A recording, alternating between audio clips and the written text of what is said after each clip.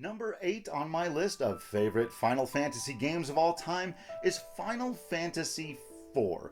For me, this, if there is such a thing, and there probably isn't, but this is the quintessential Final Fantasy experience. As much as a lot of people might say that belongs to 7, for me 4 is where the things that make Final Fantasy different are established. The things that make Final Fantasy what it is at its core that makes it matter most to us. And I did a poll very recently on Twitter asking people what matters more in a Final Fantasy game, gameplay or story.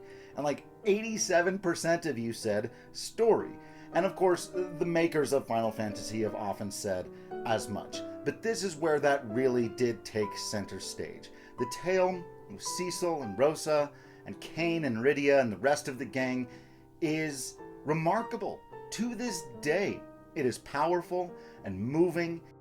And I'm going to get into a couple of spoilers here only because I think they're important to highlight why Final Fantasy IV means so much to me, but also to the franchise and to gaming in general, because it put at its center a cast of characters that we care about, who go through trials and tribulations on both a small and personal level and on a global level, while refusing to stick inside of any one box. And that is what Final Fantasy is.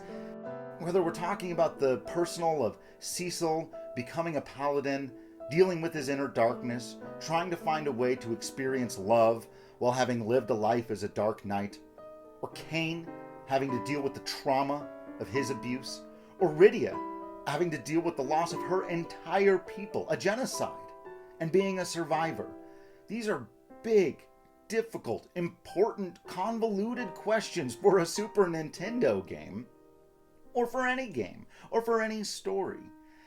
And as much as I think there were some great elements of the first 3, and as much as I have a ton of respect, especially for the way they established the kind of backbone, Final Fantasy IV was able to go in a direction entirely of its own. No longer was Final Fantasy just some kind of amalgamation of Dungeons and Dragons and Lord of the Rings and Star Wars. Not that there is anything wrong with that.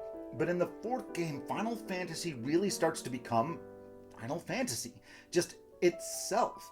The way it embraces all of the fantasy stuff, but also the science fiction stuff, with another spoiler, the going to the moon moment, which I think became emblematic for the kinds of twists and turns and grand spectacle that you can expect from the series.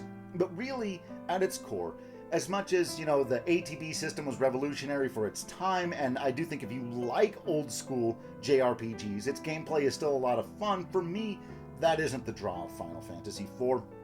It really is one of the best examples of something that the music and the story and the characters and the themes all come together and give you an experience that, to this day, no other game can quite mirror. There's nothing else in the world quite like Final Fantasy IV, and I love it. I've loved it since I was a little kid, and I haven't replayed it as much as the other games because it can be a little bit of a grind, and I'd love to see some kind of reiteration or remake on this game, but it will always hold a very special place in